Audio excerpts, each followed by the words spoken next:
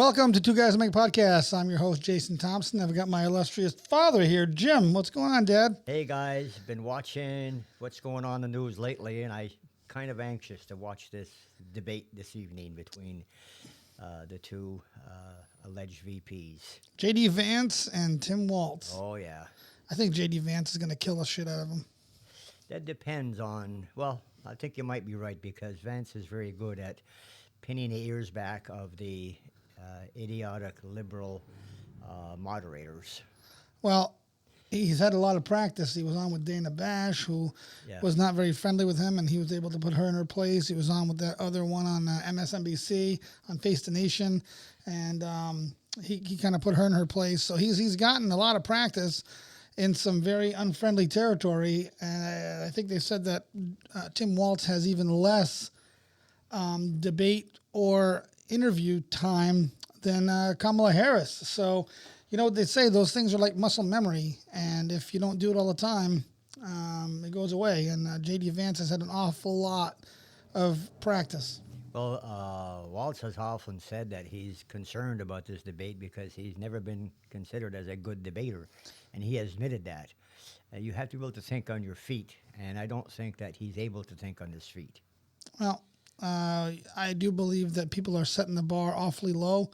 So anything he does that isn't an absolute dumpster fire, I think will be viewed as a win. And just like the Kamala Harris and Trump debate, you know, they set the bar so low for her. She came out where everyone was like, wow, she sounds pretty deep, pretty good. Even though she said nothing, it was all a fluff piece. And, you know, gave you no information, but the fact that she didn't give you word salads and everything else, people thought it was a win. I think that's what they're doing with Tim Walz, is that they're setting it up for him to, anything he does is better than the dumpster fire, and they're going to say, oh, look at that, he did pretty good. I don't think that's really going to happen. I think that either he will be totally destroyed one way or the other. I don't think he's a smart man. I think he's a wolf in sheep's clothing. I firmly believe that he's a card-carrying socialist, if not a communist. But he's been able successfully to hide behind his incompetence. Look what happened during the weeks and weeks where they had fires burning down half the state and police departments being burnt down, and he did nothing about it. Well, the problem is the people don't know this, and you know, they don't know it, and the media is not doing its job and letting people know of this. I mean, during his tenure, the Black Lives Matter and the Summer of Love tour was horrible in Minnesota, and that was almost the epicenter of that whole movement, and the whole state was on fire, and he did nothing. And as a matter of fact, Kamala Harris, after the police, went through and arrested people, she began almost a GoFundMe. Oh, she did. To get those people out of jail. She actually did. She got on thing and said yes, she wanted money sent in so that these people could be let out of jail on bail, and then paid for their lawyers to defend them. And you had the governor at the time who, nod, wink, wink, don't prosecute too hard.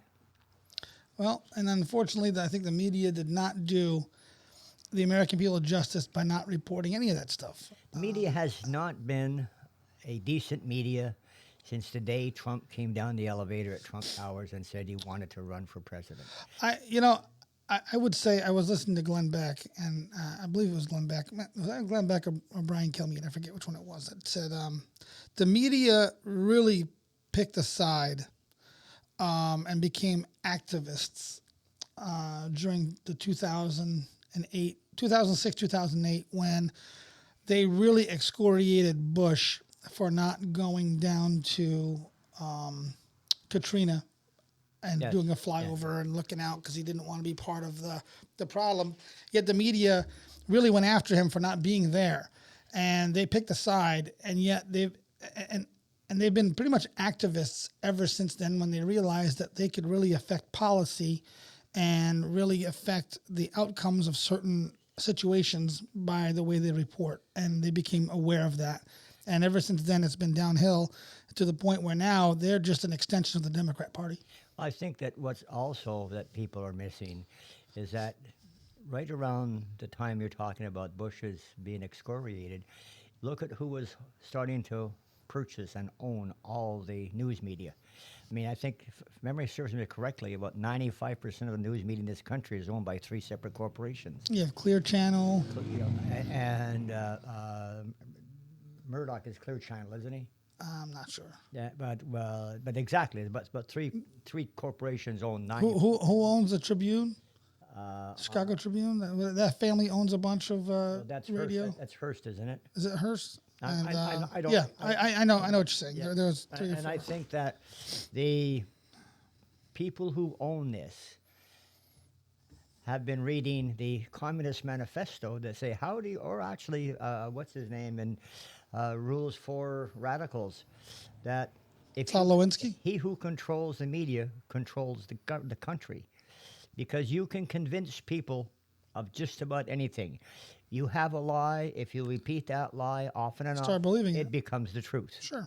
And they have successfully done that since Trump started to come down the escalator. They don't want Trump or anybody like Trump who isn't part of the system and they can't control. Because this country, believe it or not, is not run by your politicians. The country is run by unelected bureaucrats who the politicians have. Well, that's absolutely evident now, because who the hell is running our country now? It's not the vice president or the president. Of course. The perfect example is the EPA has run roughshod over America because the government has decided, the politicians have decided, well, we're not smart enough to decide whether that's a good law or not, so we'll abdicate our authority. Yeah, but that went through the Supreme Court and was The deemed unconstitutional. The at Supreme that. Court said it was legal. It was not legal. That was the whole point. Was the Chevron deal was Chevron pulled, deal, which yeah. which gave which was allowing I at the understand. time these EPA, for example, to do rules without seeking Congress approval. Congress approval, and they said that's not legal. That's not right. But they're doing it anyway, and that's the problem. Is that Because you're not going to the people in power now are not going to go after that. No. The Democrats are not going to cede power. Come on. you know, the Supreme Court can say, guess what, you can't do A, B, or C. And if the government, like the Biden has done, says, hey, I don't care, I'm doing it anyway. They have no power to force them to do it. No. You know, and it's as simple as that. It's funny. Anybody who's a single issue voter today, I think, is doing America a huge disservice. Oh, very much so. If somebody's going to say, I'm going to vote for Kamala Harris because it's not Trump, I think is anti-American. I think if somebody's going to say, I'm going to vote for Kamala Harris because I believe in women's reproductive rights, I think is anti-American. I think anybody that says, I'm going to vote for Kamala Harris because she brings joy, or she's a woman of color, or because she's a woman, I think is anti-American, because the problem is all those issues disappear if you don't have a country. Exactly. And that's where we're at. I really feel that you have a certain party that is so vehemently against our founding fathers and the Constitution and the Bill of Rights, which the Democrats are. They've come out and said several times that that the First Amendment is an impediment, not something that should be held in very much. sacrosanct. That is You true. know, and yet you have Trump. Yes, is he brash and unpolished, and oh my God, he speaks terribly. But policy-wise, I think he's probably one of the most pro-America president, First Amendment, Second Amendment, Third Amendment, every single amendment we have. He believes to his core that Americans should live and die by those principles. That you don't look at the two and say, I have no choice. I have to go for Donald Trump because I want my country to survive. Because the states give you all those other rights that you're single issue voting over. I mean, the states protect your right to have abortions. The states protects your right for women to break the glass ceilings. The state and if you don't like it, you can change the people in your state. It's a lot harder to change the federal government as soon as you remove government away from the people. So the further up the ladder you go, the harder it is to change. So if you live in a village, it's easy to change village government. If you live in a county, it's easier. It's easier. It's a little less easy, but you can still change county government. If you live in a state, it's a little more difficult, but you can still change that state government. As soon as you start getting past that, it gets harder and harder because it's bigger and more bloated. Exactly. And more entrenched. Yes. And what Trump did, to give you an example, and why I think he's the best president we've had in a long time, take Roe v. Wade. He took that away from the federal government and said, you know what? The states need to decide what they want to do with Roe v. Wade. So if you're in Alabama and 90% of your population doesn't believe that a woman should have an abortion in the third trimester, well, the state decided that.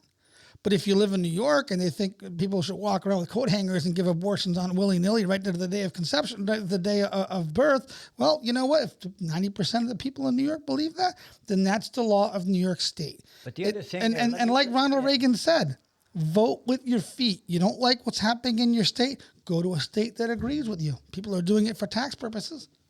I think I agree with most of what you say. However, the one thing that I would like to point out is that Trump did not change Roe versus Wade. Yes, he did. He took it out of the federal level. He took it and put it in the states. He gave it to the Supreme Court. The Supreme Court is the one that overturned Roe versus Wade. Yeah, but he's the one Trump. that pushed it, Dad. It doesn't matter. He didn't do it. He abdicated. He did do it. He gave it was his presidency, and he is the one that pushed it through the Supreme Court that said this needs to be adjudicated in the Supreme Court to take it out of the federal hands and put it back to the states. And he was the one that did it. The Supreme Court looked at all the evidence out there and said, yes, the federal government has no business being in You this just thing. proved my point. Donald Trump did that. He did not write down... Nobody said he did. I didn't say he did. Well, you're saying that Donald Trump got rid of Roe versus Wade. He did. He's the one that put a policy in place that pushed it through the Supreme Court, and the Supreme Court was able to look at it, unlike every other president. Okay, but he was willing to give it to the Supreme Court to make the decision. Yeah. The Supreme Court have ruled against his feelings. Yes, but it doesn't matter. The fact of the matter is it didn't, because he understood what the Constitution stated, that we have states' rights in this country. I understand that, but I disagree that Trump is the one that you can say Trump got rid of Roe versus Wade. He did. Well, he took the problem, and he took the problem off his back, the monkey off his back, and he put on the Supreme Court's back and said, "You guys." I disagree with that. I think you guys handle the problem. No, I think he took the monkey off the Republicans' back. Same thing. And no. There's a big difference here. Because what happens is at every turn of every election now, the abortion issue is no longer an issue. See, that's the beauty of what he did. That's what people don't understand. Yeah, but it is still an No, it's issue. not, because it's a state's issue. Just like in the debate when they kept saying, are you going to write a ban to ban abortion? What did Trump say? He said, it's not my issue. It's the state's issue. The president can't just write a law because it's no longer able to be adjudicated by the federal government. It's a states' rights issue. So every time Kamala Harris opens her mouth, she says, if you elect Donald Trump, he is going to totally eliminate the ability to have abortion. Well, I agree, but that's because she's a bald-faced liar. Okay, but the problem is, Jason, is that people believe it. Well, that's again. I watched an interview done by I forget which channel it was. Sorry, everybody, my nose is running. I apologize. Oh, catch it. Go catch it. My feet smell. And she was asked. She says, "Well, what do you think about this?" She says, point blank, "I am a one-issue voter, and I'm voting for. I'm voting for Kamala Harris because she was going to protect my abortion rights." And so the interviewer said, well, what about the cost of fuel and food? He said, I don't care. I'm a one. Well, goes back to what I said. Anti-American people. No, they're stupid people. They're anti-American. But again, because people are not understanding the conversation, are not understanding people, the discussion involved, the fact of the matter is the state is now responsible to control for lack of a better term, because this is how the Democrats frame it, reproductive rights. Yes. So at any time it's brought up, the Republicans, who used to always get hammered, the reason why the red wave never happened in 2020 is abortion. because of abortion. Because Lindsey Graham opened his fat fucking mouth Yep. and made abortion an issue during the midterm elections, like an idiot, because it shouldn't be a goddamn issue. Let the voters of the state they live in deal with it. Now, Trump, because of Trump, and him willing to expend political capital to make sure he gets to the Supreme Court and be adjudicated and fought over and everything else and argued, how they call it. It's because of him that now, whenever the conversation come up, they can then turn around and say, it's a states' rights issue. It makes no difference. Which they could never say that before. And that's because they took Roe v. Wade out of the federal's hand and put it into the states issue.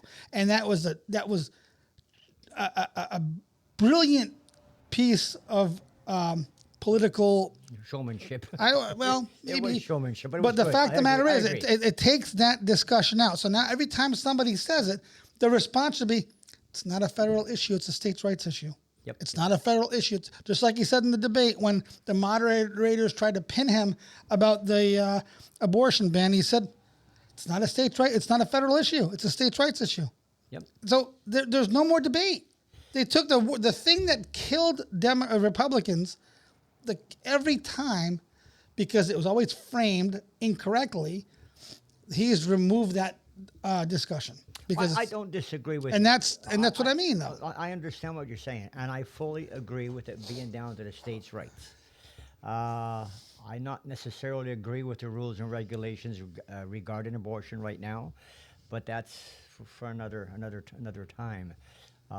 Getting back to what we were originally started J.D. talking Vance about. and Tim Walz. Yes, getting back to that. I watched, strangely enough, a program on YouTube of Charlie Kirk sitting down at a liberal university with a bunch of students. Oh, is that the round table with 20 of them? Exactly, yes. And it was amazing to me as an elderly person who had a different type of education than we have today. You are elderly. How uninformed how uninformed our college students are about American history. They don't have a clue. And Well, somebody said one time, and it was pretty. It described people today on both sides. You develop or you create a community of like-minded people. Exactly. So what happens is you're not exposed to anything else. yeah, birds of a feather flock together. Yes. Yes, exactly. But the problem is that we have every, and I mean every, institute of education is so woke, for lack of a better term. It is. Liberal, progressive, and progressive is the wrong term because everything they're teaching is recessive, not progressive. It's Marxist. It's Marxist. And if you don't teach Marxism in high school and in university, you know what's going to go on. If you don't show people what exactly takes place in Russia, in China, in North Korea, how are you going to know what's going on? How do you know what happens in any socialist country? If you look at any socialist country across the world, all through history, they all fail. And the reason they fail is real simple. The human being is lazy. Well, we're all lazy. The whole population of the world is lazy. And so what you do, your laziness has led you to create machines to do the work for you. Your laziness has created a social security net to protect you so you don't have to take care of yourself. And the politicians learned a secret a long time ago. If you give enough money away to the people, they'll elect you. Case in point, Prime Minister Trudeau in Canada won, not just now, but the last election was won simply by giving a whole ton of money to everybody who was under Money. It's 30, he promised weed. 30 years old. 30 years and below, he gave them all kinds of extra money and opened up The devil's lettuce. the devil's. Exactly. That's exactly what he did. And that's what the politicians are learning here. But what they all forget, and I forget which president it was, who said that Once the general population learns that it can vote itself free money Wasn't that from Ronald Reagan? everybody else, no. Sounds like a Ronald Reagan term. No, it wasn't. It wasn't Reagan. But once the general population learns it can vote Oh, the itself Gipper. money, your republic is finished, and that's what's happening. Because right now you have people who are working, who are contributing, who are paying taxes, and they're getting exploited by the people who say, "To hell with it! I'm entitled to all this stuff, and I don't have to work for it." And you have a division in this country now that's going to lead us to a civil war unless we're very careful. We have to tell people, sorry, if you are mentally or physically incapable of taking care of yourself, it's our societal responsibility to take care of you. But other than what, hey, take care of yourself, kiddo. Well, I've anybody that's known me and knows I'm anti-social benefits, anti-socialized anything. I'm a fend for yourself kind of guy. Well, no, I think that if you are mentally or physically incapable of taking care Well, of that's yourself, different. it's our social I responsibility. agree with that, but I it also stops don't there. think I think if you're free, what is it? Free, white, and 21. Free white over 21. Yeah, fend for yourself and die. I don't care. I don't care about your issues. You know, you want to have illegitimate kids. That's your problem. I'm not a social welfare person. You know, but on the flip side of that, you could have $1 billion, and I'm not envious and think you should be taxed either. So, yeah, I'm more of a libertarian. But to that point, what you said, this is a problem we have today. Is people, I think, when I was younger and in high school, I mean, you worked hard. Can you remember to get that far? I can remember I can remember the back. Believe me. You worked hard to get the car, to have money, Yes. to get the girl, to go have sex and have toys. That was your, not sex toys, but toys. You know, things. You know, he with the most toys. He who dives the most toys wins. That was kind of like our motto.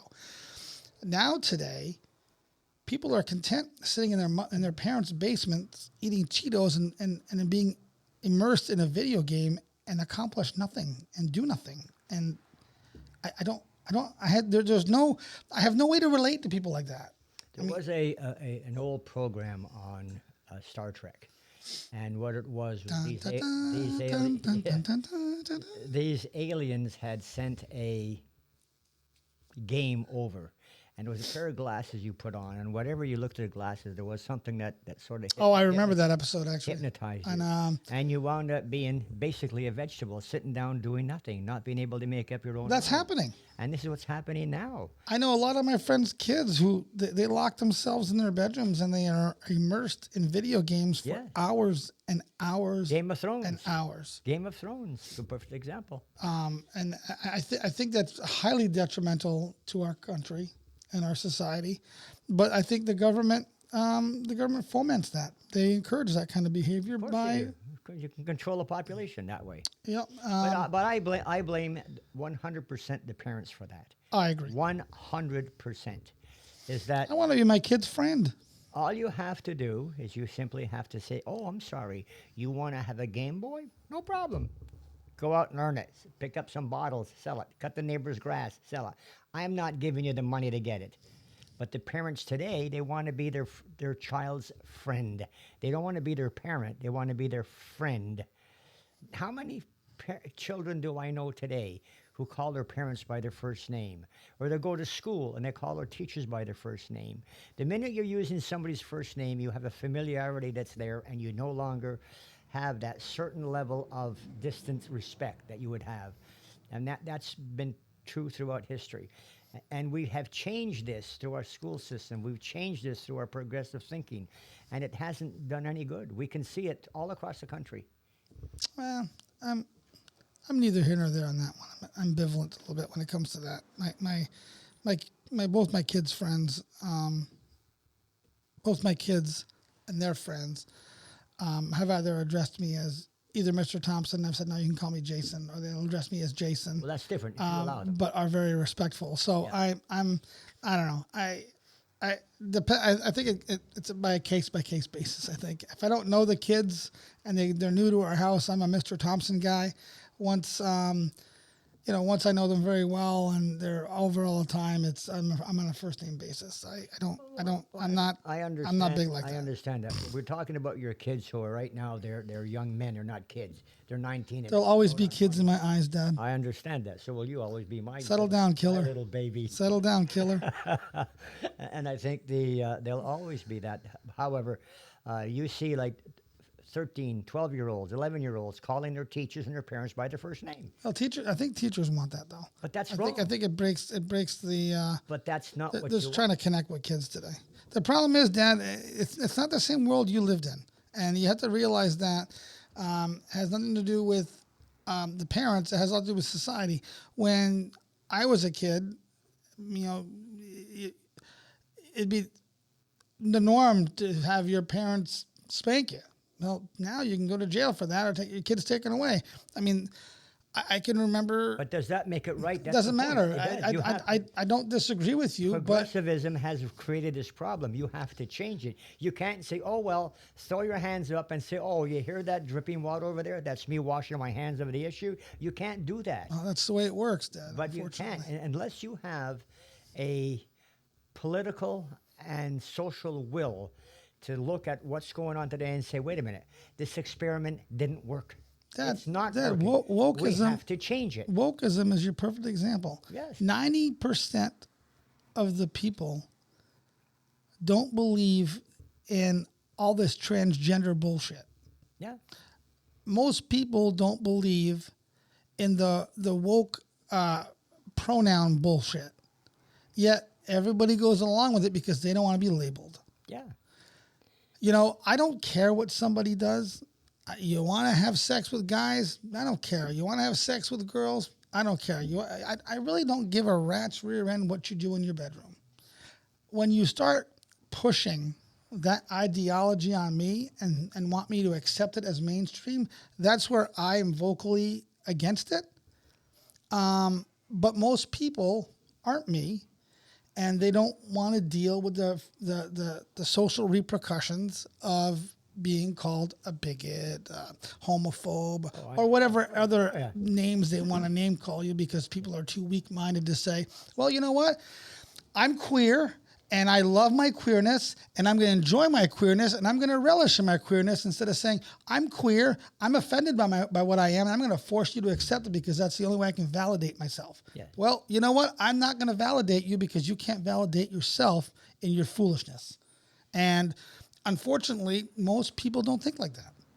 Well, that has been foisted on them by the, excuse me, by the progressive philosophy that we have started to introduce into this country in the early 60s. We're meandering, by the way. I know, but that's what a podcast is. It's you go from subject to subject at whatever strikes your fancy at the time. And no, you don't strike my fancy. I'm sorry. That's disgusting. You're gross. Choke, you bastard. Nice. I don't know, Jason. I'm very concerned with where the country is right now. Well, it goes back to what I said earlier, Dad. You have a party and a candidate that I really believe is anti-American. Yes. And you have a party and a candidate that is very much pro-America. But the trouble is, and I believe this in my soul of souls, That's dark. that probably 20% of the members of the Republican political machine are not Republicans. Oh, no, they're rhinos. They are liberal, card-carrying socialists. And the problem is that if you look through history, generally speaking, Republicans don't want to be in power. They want to be in the opposition so they can object to things they don't like and not have any responsibility. And that has been true until you have a Reagan who rears his head once in a while, or a Trump who rears his head once in a while. Remember, Reagan lost his first election. He lost. Who was he running against? Was it Jimmy Carter? Mondale? No, he won against Mondale. It must have been Jimmy Carter then. No, his second election he ran against Carter was his second. Carter lost to Reagan, didn't he?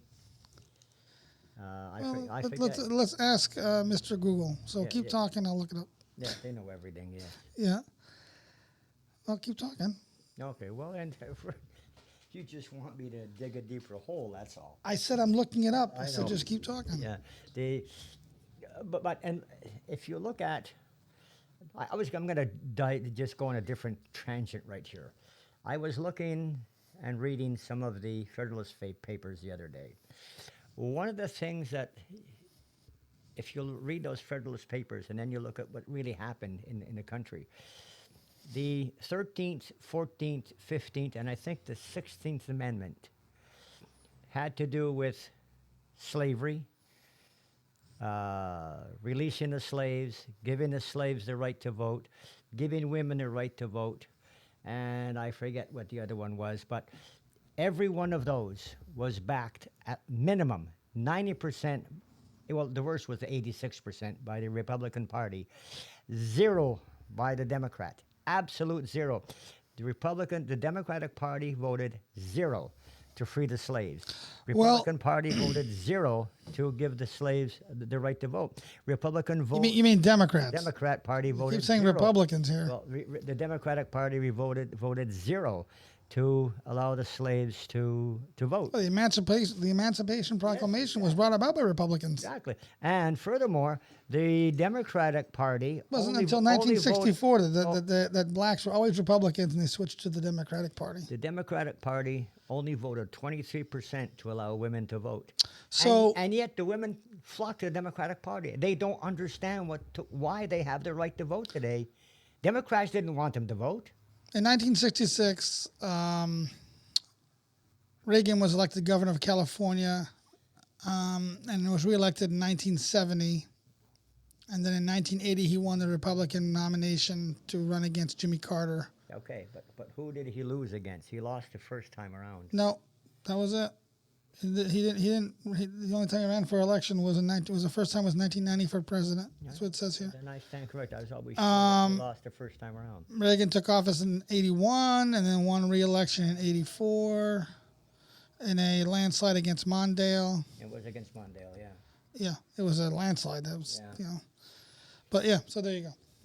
A little bit of history in our podcast here. Yeah, but again, that's an example, is that people hate Nixon. Nixon was actually pretty good. It was a very good president. Only Nixon goes to China. Yeah. He was the first one. Anyway. Exactly. And Trump was the first one to sit down with a crazy North Korean. You know, that's the other thing that I don't understand is that people. So people are bashing Donald Trump because he's friendly. We'll say friendly is a relative term. Friendly with all these dictators. Yeah. You know, if you want, my grandmother used to always say, and I miss Gran every day, by the way. Granny used to always say, you can get more out of life with honey than with vinegar. So if you are trying to get somebody to do something, why would you not try to be friendly with them and make them understand what you're trying to do instead of do it my way and name call you and everything else? For example, and then people are going to say, oh, that's what Donald Trump does all the time. Well, so in the whole Ukrainian war, you know, people are saying, well, Donald Trump said I would never do that because I would sit down with Putin and say, don't do it. I'm not going to allow you to do that. They had a rapport with each other. They had a mutual understanding. You know, Trump didn't sit there and call him names and call him a warmonger and he should be prosecuted for war crimes. Biden is sitting there telling Putin that he's a war criminal on TV, saying he should be tried for war crimes. What would make anybody think somebody like Putin would come to the negotiating table to settle a war in the Ukraine when the one who's trying to get you to negotiate is calling you a war criminal? Exactly. So if you're Putin, you're going to say, well, Biden can go screw himself because I'm not. If I negotiate anything, he wants to put me in The Hague and take me out for war crimes, or do I go with Trump, who, well, as much as I disagree with him, he respects me as an individual, has never called me names, and probably won't throw me in The Hague, but he wants this. He wants this to end. So I mean, it makes, you know what I mean? It makes more sense. But And Trump- yet they beat him over the head. Another example: Trump sat down with Putin and told him, "Ukraine is off the table." By the way, do you like that building you have in Moscow? If I had to, I could get rid of that, and just let it slide like that. And that's something actually I didn't know what building he was talking about. Was his home or what have you? No. You're mixing up two things. So you're that- talking that- about that- the. now he- No, you're talking about the Afghan withdrawal. Okay. But yes, that's the way he is. He understand it. And he told actually he did. He said he would turn Moscow into a puddle. I remember him being chastised something terribly on the media about saying something like that. Now, was it tongue in cheek? It doesn't matter. Well, a lot of what Donald Trump says is tongue in cheek. No, I'm not. I'm saying let's just assume it was tongue in cheek, just to be nice about it. Still, the message is there: is that do what you want in your own backyard. I don't care. You want to prosecute your people? That's your problem, not mine. That's your people's problem. He's always said, do what you want in your backyard. Keep your nose out of mine and somebody else's, and we'll all get along. Yeah. And during his presidency, there were no wars. There were no invasion. There wasn't one American soldier killed under Trump's leadership. And yet, the day Biden and the Democrats get in party, forget about Biden. The day the Democrats get in, the world goes to hell in a handbasket. That's a big basket. But it is. It has. It's gone to hell in a handbasket. You've got riots all over Europe, riots all over France, riots all over England. You've got physical wars in the Middle East. And it hasn't stopped. And it's not going to stop because whether we like it or not, America has in the past been looked as the world policeman. That's got to stop. And that has to stop. I agree. But gotta stop. that's what they were looked at. And then you elect this wishy-washy. Or I will say, if you want us to be the world's police, okay, well, you're going to pay. Exactly. You're going to pay. Okay, but they have been looked as the world's policemen. But once you got this wishy-washy bunch of lunatics who are in office right now, whatever respect and fear America had disappeared the day Biden took office. See, to me, if you're the president of the United States, and then this is one of the reasons why I like Donald Trump. Okay. Granted, America, we're a bunch of navel gazers. We look and try to find reasons to hate ourselves. But most countries that, granted, they don't like the United States because we're one of the youngest countries in the world, yet we become the most powerful and richest very, very quickly. And for what reason? Capitalism and individual responsibility and individual rights. But we'll shelve that for now. He walked into an Arab summit, and the rule is you're not supposed to touch the prince and king of Saudi Arabia and the Arab Emirates. And what does Donald Trump do? He slaps him on the shoulder as he walks by. And then when he's questioned about it, he pretty much says, I'm the president of the United States. They need me. I don't need them. Exactly. I lay the rules. Yeah. When they went to the G7 and he pushed himself to the front of the pack and he was chastised for that. You know what? The G7 wouldn't exist without the United States. We contribute the most and we have the biggest economy. We're front and center, and there's nothing wrong with that attitude. The UN, when he said, no, we're going to have the speech is going to be broadcast in English and they can learn the English in the speech. We're not going to do it in the other languages. We fund the UN. It's our money. It's not anybody else's. When he says to NATO, he says, NATO is going to pay more money or else, you know what? Russia, go ahead and invade. I'm not paying. Exactly. Well, there's nothing wrong with that. No. Without the United States, there's no NATO. And why people don't understand that?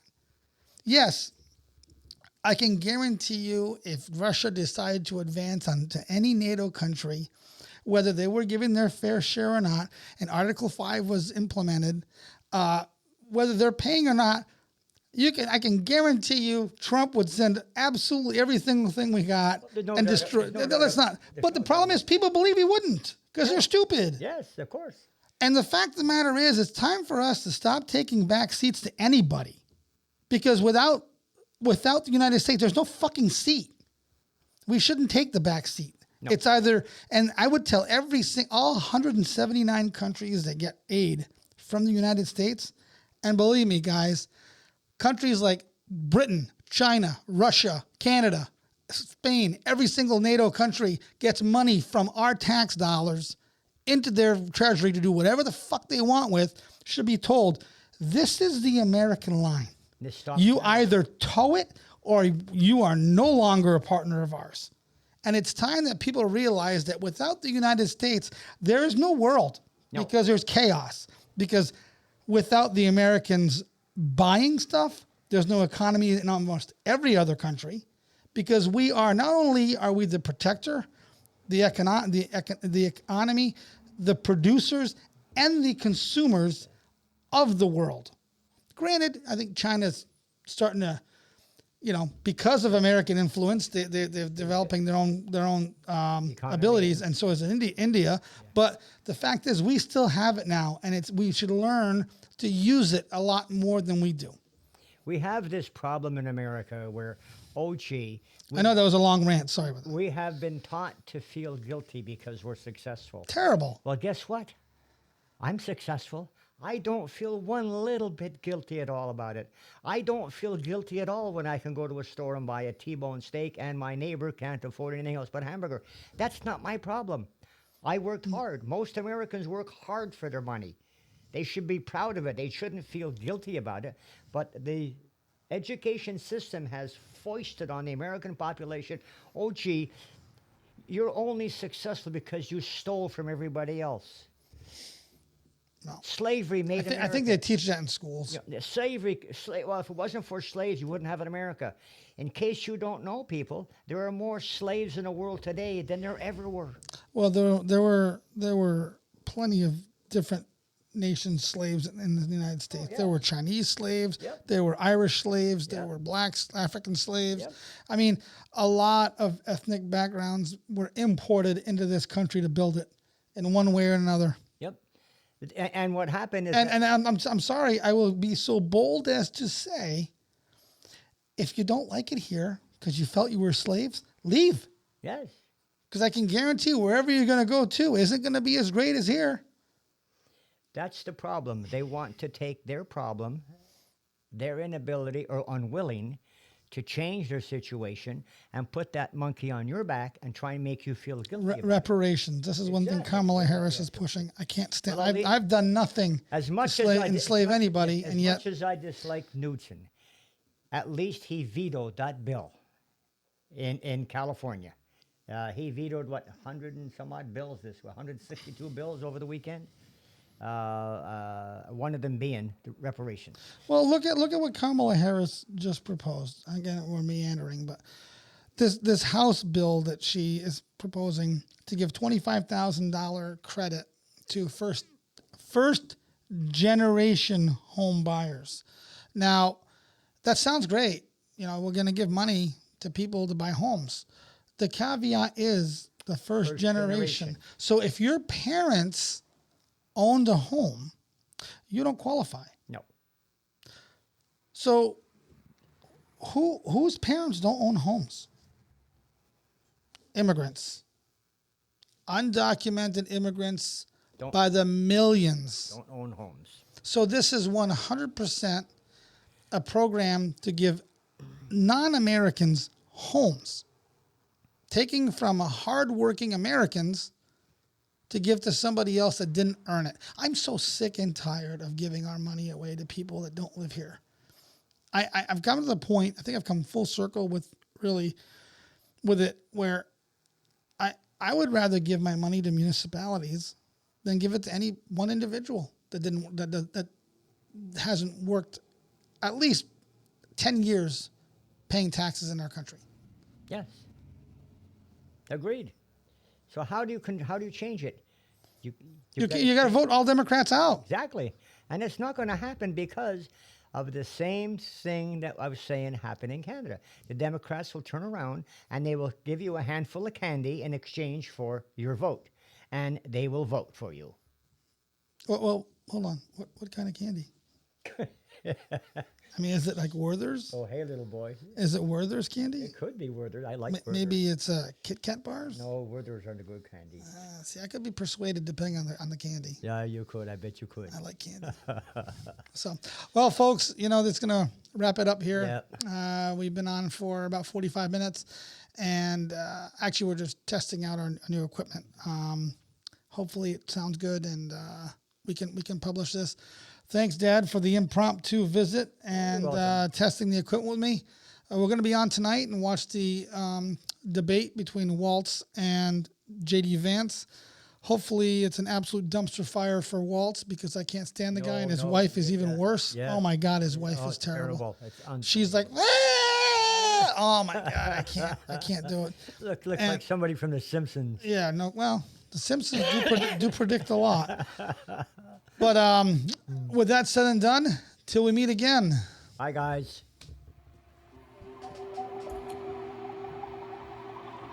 We were great, we were free, had a country that couldn't be beat.